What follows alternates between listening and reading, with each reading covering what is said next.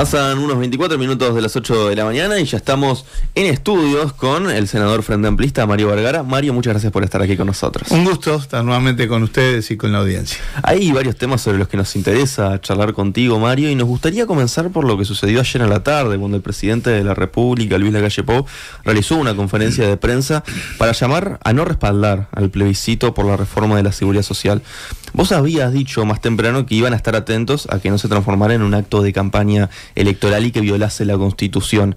Pasada ya la conferencia, ¿cuáles son las conclusiones? ¿Entendés que se saltaron los límites constitucionales o entendés que se mantuvo dentro de lo permitido? Y siempre hay una línea delgada ahí, ¿no? Yo tiendo a pensar que sí, se pasó un poco de la raya, que por la forma en que... yo creo que un gobierno tiene derecho a defender una ley que impulsó. Pero por la forma que estuvo planteado, bueno, creo que sí, tuvo un tinte político electoral.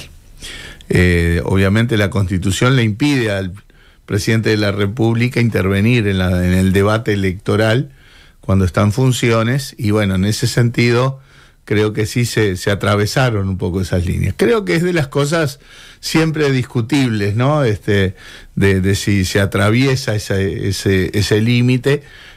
Pero bueno, quizás era una cosa previsible en cuanto a que al estar en un plebiscito que no es que cuestiona la ley, porque esto no es un referéndum, pero evidentemente va en contra de lo que fue el eje de la ley, un gobierno tiene derecho a defenderlo, ¿verdad? Pero vuelvo a decir, está el límite constitucional que implica que el presidente no puede involucrarse en la campaña. Y claramente toda esta puesta en escena y la forma de presentación por parte del presidente claramente tenía una intencionalidad de incidir en la campaña. ¿De qué manera o en qué momento sentís que pasó esa raya? Y bueno, cuando el relato hace referencia a todo el accionar del Frente Amplio, diciendo cosas que en realidad a veces no son así, ¿verdad? Como que hacía 15 años que se venía diciendo que había que reformar la seguridad social. Eso no es cierto. Lo que estuvo planteado, creo yo, de manera bastante consensuada, de la necesidad de una reforma de la seguridad social, se da recién en los últimos años de los gobiernos frente amplistas, porque el panorama fiscal, financiero del sistema no era agobiante durante buena parte de los gobiernos frente amplistas. O sea que, por ejemplo, ese relato de en 15 años no hicieron nada es claramente una forma de presentar las cosas que va en la tónica de la disputa partidaria político-electoral. También hablo de esto de hay que jugárselo. Claro, es parte de unos hablan y otros hacen, ¿no? O sea, es una cosa de claro tono político-partidario. Yendo a otro tema ahora, Mario, el lunes conocimos que el déficit fiscal global de Uruguay aumentó al 4,4% en el mes de agosto. ¿Qué significa para vos este aumento en el periodo electoral?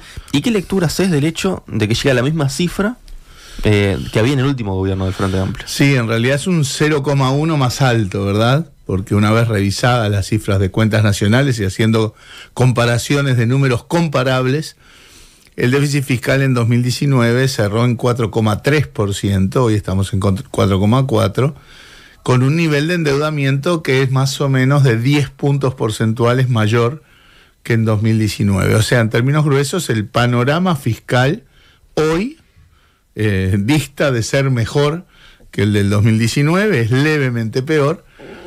Y eso hay que evaluarlo en términos de que esa era la obsesión de este gobierno, de esta política económica, de esta gestión de política económica. Ellos supeditaron todo otro conjunto de políticas imprescindibles como las políticas de crecimiento, al tema fiscal.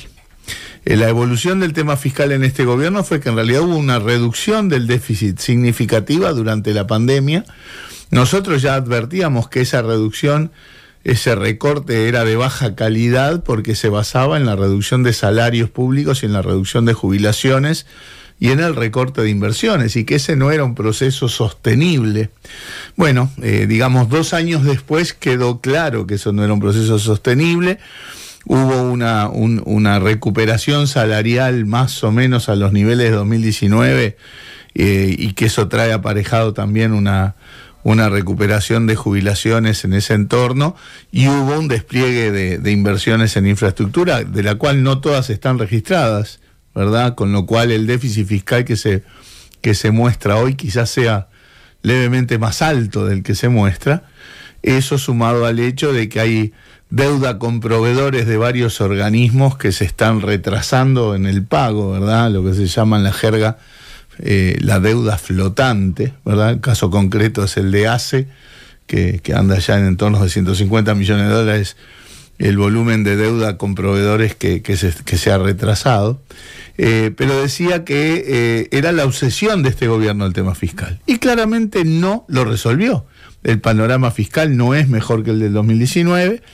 Y lo importante de esto, a ver, en aquel momento ellos decían que esto era catastrófico. Nosotros no decíamos en aquel momento que era catastrófico, por lo tanto no lo vamos a decir ahora, pero lo que sí es importante es que le genera mucha restricción a los márgenes de maniobra que pueda tener un futuro gobierno. Gane quien gane, el futuro gobierno obviamente no va a tener holguras como para desplegar todas las políticas que quisiera, en un contexto además donde en muchas áreas los presupuestos se recortaron. O sea, va a haber demandas genuinas de recomponer presupuesto, en el caso de la educación, en el caso de la salud, en el caso de la vivienda, además de la necesidad de recursos para el despliegue de otras políticas con objetivos prioritarios, como por ejemplo el tema de la pobreza infantil. ¿Y este aumento ahora se lo atribuís a qué? ¿Al ciclo electoral? En parte sí. Primero que lo muestran las cifras, ¿verdad? El incremento del gasto fiscal en el último año y pico ha sido muy significativo. El deterioro de la situación fiscal en el último año y pico ha sido significativo. También a lo que decíamos hoy, el ajuste fiscal que se hizo durante la pandemia no era sostenible. Y después hay otro tercer factor que es por el lado del denominador, digamos, del déficit, que es el crecimiento económico. El último dato de crecimiento muestra un poco de repunte después de prácticamente 2 años en que el crecimiento de la economía uruguaya fue prácticamente inexistente. Y eso a veces pero la pandemia la tuvimos todos los países, y cuando uno mira la región, después de la pandemia, casi todos los países de la región crecieron mucho más rápido que Uruguay.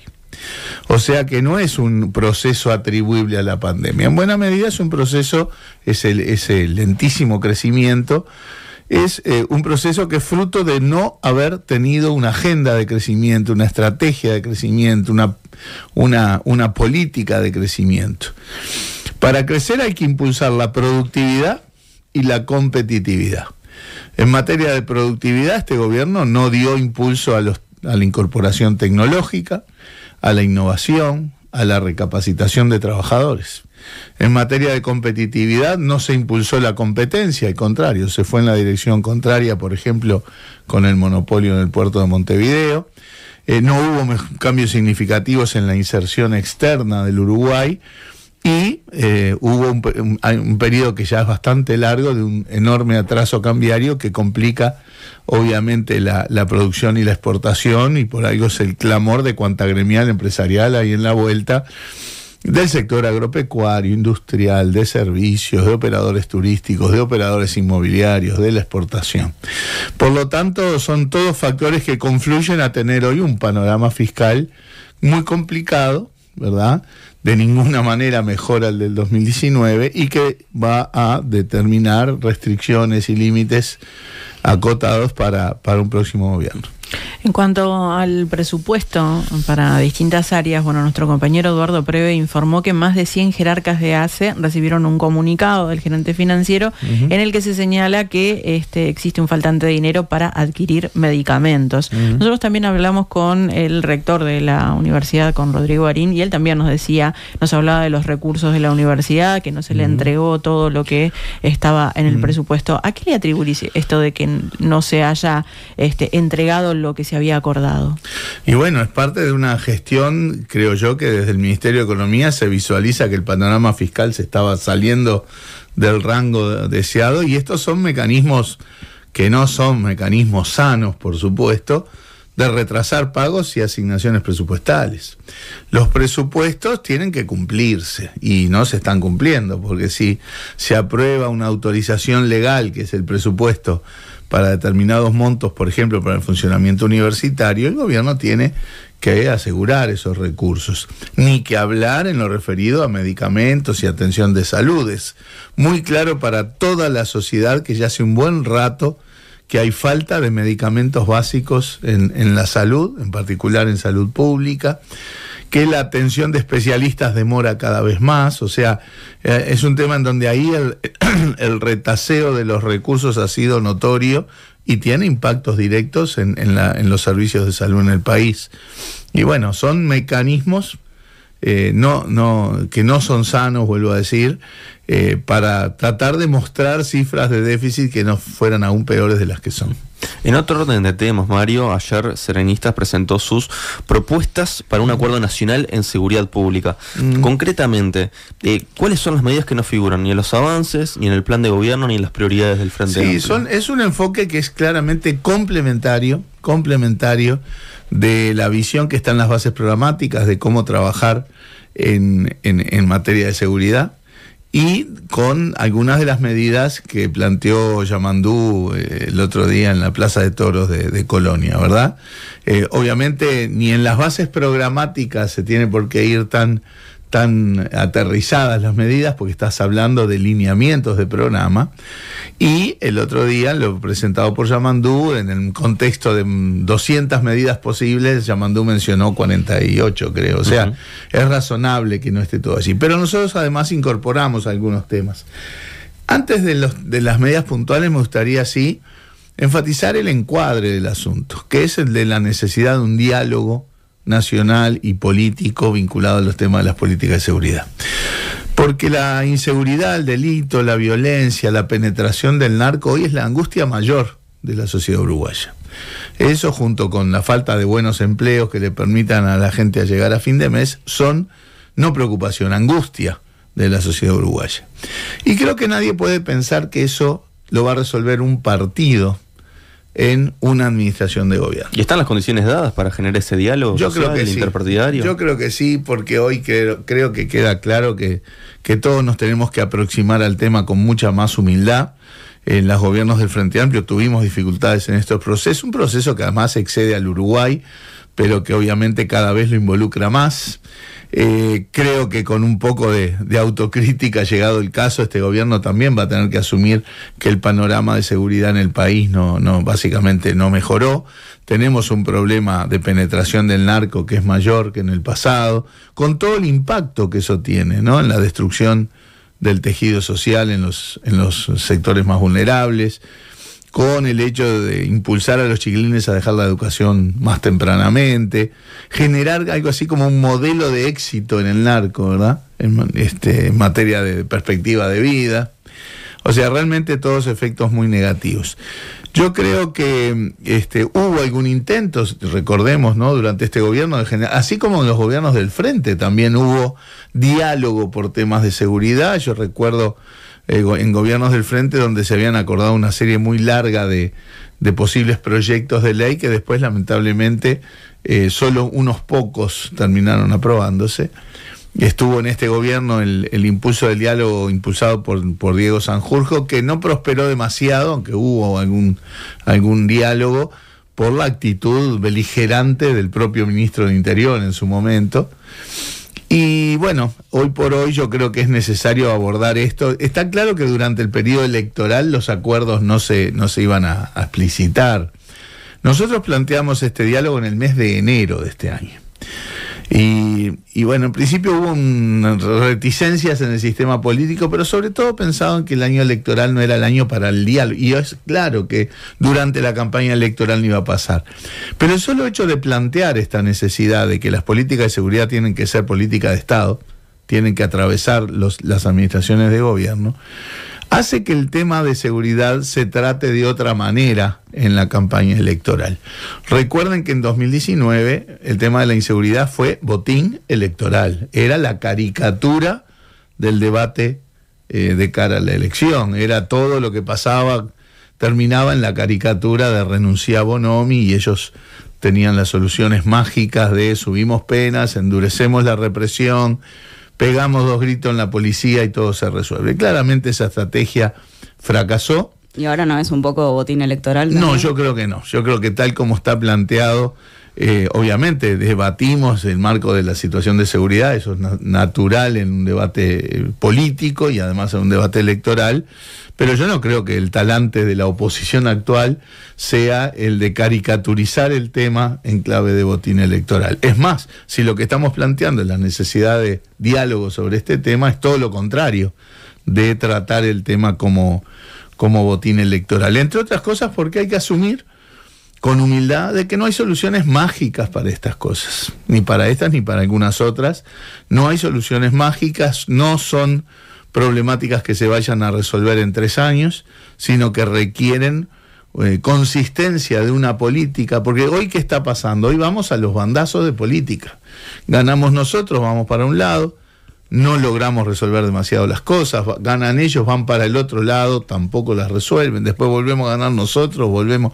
Esa no es la forma en la que este tema se debe abordar. Ahora, Mario, pensando, decís, bueno, no es botín electoral, pero incluso a la interna del FA, esto no es un poco, el proponer desde Serenistas unas medidas, no es un poco justamente marcar un perfilismo, pensando en que el Frente Amplio tiene justamente su plan único, y porque lo mismo le preguntamos a dirigentes del Partido Colorado con esto de que Bordaberry va sacando, ¿no?, las 10 medidas de la 10 en distintos temas, le decimos, bueno, pero el Partido Colorado tiene su programa único y ustedes van sacando. Es curioso porque uno lo que escucha por ahí así que esta es una campaña donde no hay propuestas, donde es más chata que otras, pero resulta que cuando se hacen propuestas, el tema es que lo que buscas es perfilismo, y depende de la naturaleza de las propuestas. Si las propuestas son demagógicas, sí hay perfilismo. Si las propuestas tienen sentido y aportan a una política y a un diálogo, es lo que uno espera de una campaña electoral, que haya propuestas. No, quizás lo que llama la atención es que sea de un sector y no de todo el partido en su conjunto. Bueno, pero la campaña electoral involucra cooperación y competencia. El objetivo central, obviamente, es que el Frente Amplio gane, pero también existen los perfiles dentro del Frente Amplio, ¿no? Bueno, si no, veamos lo que es la discusión vinculada al plebiscito de la seguridad social, que tiene un componente de perfilismo enorme. Pero además de lo que está planteado, hay cosas que ya hemos conversado, discutido y hasta aprobado a nivel de las bancadas del Frente Amplio y demás. Por ejemplo, proyectos de ley que nosotros impulsamos vinculado a la tenencia y el porte de armas. Es algo que el Frente terminó presentando un proyecto de ley que nosotros impulsamos. La descentralización del Instituto Nacional de Rehabilitación. Lo mismo. De reducir drásticamente el monto que se puede habilitar para las transacciones en efectivo. Lo mismo, ¿verdad? Y bueno, el tema del acceso a la justicia. El Frente también, entre otras cosas, presentó un proyecto para la descentralización de la Defensoría de Oficio y cosas por el estilo. O sea, me parece que no hay que visualizar esto despegado, sino como complementario de lo que es las posturas del Frente en las bases programáticas, en las medidas de gobierno y en lo que ha sido el accionar del Frente Amplio en el terreno parlamentario desde la oposición. Y pensando justamente en esto de los programas y de las propuestas, desde el oficialismo se ha querido instalar la idea de que el Frente Amplio va a aumentar impuestos en caso de llegar al gobierno. Sin ir más lejos, el eventual ministro de Economía de Álvaro Delgado, Diego Labat, expresidente del Banco Central, decía: hoy la oposición está diciendo más impuestos, aumentar la carga tributaria, sobre todo pensando en el impuesto a la renta y el impuesto al patrimonio.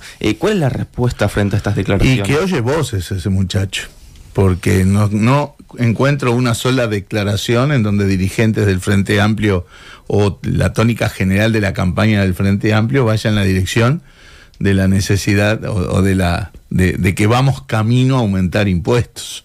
En todo caso, son todos temas de interpretación y obviamente una interpretación caprichosa en clave político-electoral. Lo que sí nosotros decimos es que prometer rebajas de impuestos es demagogia. Porque la vida en los últimos lustros ha mostrado que ocurren cosas en el mundo que a veces hacen que uno tenga que mover la cuestión tributaria. Pasó con la crisis financiera internacional enorme que hubo hace algunos años, pasó con la pandemia, y bueno, en aquel momento en los gobiernos del Frente hubo un aumento de impuestos en un momento, en este gobierno también. ¿verdad? Cuando hubo impuestos específicos que se cobraron durante la pandemia, y además hubo un aumento de impuestos para toda la sociedad, que fue devolver menos IVA con el pago con medios electrónicos. O sea que el tema tributario es más de juego demagógico que realmente una promesa que deba hacerse en el marco de las campañas electorales. A eso sí, decir que el Frente tiene ya toda una estructura de lógica de política económica que va camino a un aumento significativo de impuestos, eso es realmente falsear la realidad. Mario, ¿y qué pasa con aquello que se planteaba en las bases programáticas, que se decía, ¿no?, avanzar en la transformación del sistema tributario, reduciendo impuestos al consumo y fortaleciendo la imposición a la renta, al gran capital y el patrimonio con el criterio de progresividad? Ahí es avanzar en cosas que son más bien de la redistribución de la carga tributaria, lo cual no significa un aumento significativo de la carga tributaria en general.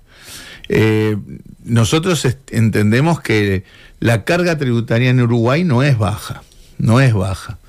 Y no es ni factible ni conveniente avanzar hacia un incremento significativo de la carga tributaria, porque eso trae consecuencias también.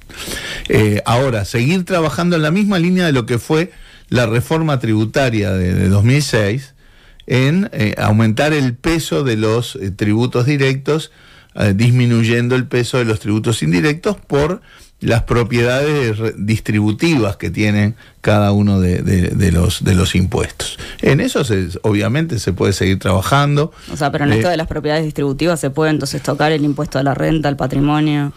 Bueno, hay que analizar con cuidado todos esos movimientos, ¿no? También hay que avanzar en mecanismos que la tecnología ahora permite y hace unos años no permitía, como por ejemplo pagos de IVA diferenciales, personalizados, que le dan más progresividad y más justicia en todo caso. Pero todo hay que avanzarlo con cuidado, porque hay que sopesar dos cosas, sí, buscar más equidad, pero no perder lo que se llama la suficiencia del sistema, es decir, la recaudación necesaria, porque de ahí es de donde salen los recursos después para las políticas en educación, en salud, en vivienda, en políticas sociales, etcétera.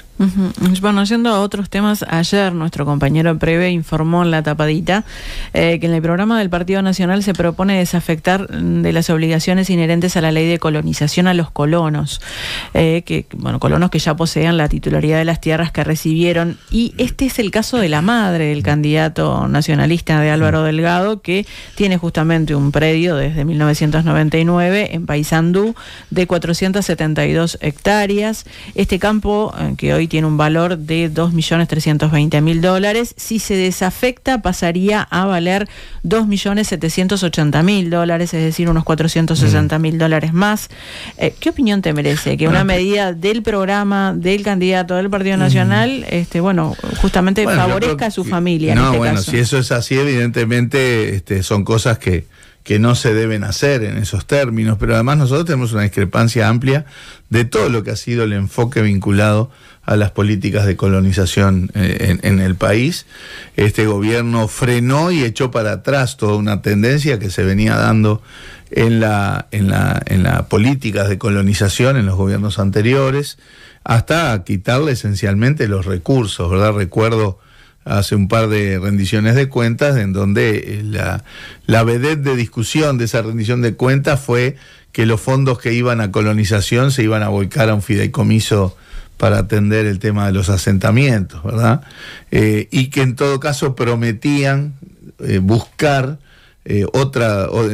garantizar el financiamiento de colonización por otro lado y no por la asignación presupuestal. Eso básicamente nunca llegó. Las políticas de colonización se revirtieron con respecto a los gobiernos anteriores.